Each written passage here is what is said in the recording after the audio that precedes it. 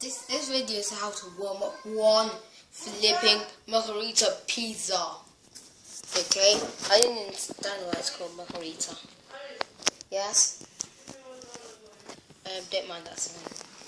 Okay, so now this pizza is going in that, and when you put in that pizza is going to go boiling hot, and when that goes boiling hot, that pizza is going pow.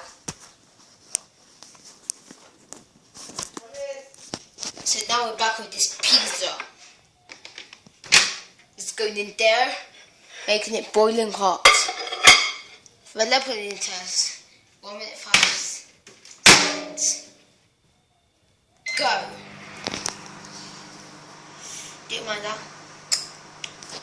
Wait. Okay, so that's our boiling pizza. It's boiling hot. Ow, ow, ow, ow. Ow! That's boiling hot. So next time, guys, when you see it, I'll make a part 2 next time with a different kind of pizza. Because never do this ever again.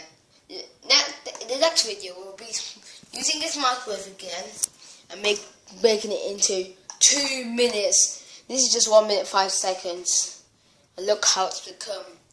All fluffy and that and that. Okay, so I'll see you later, and always remember, kick yourselves out.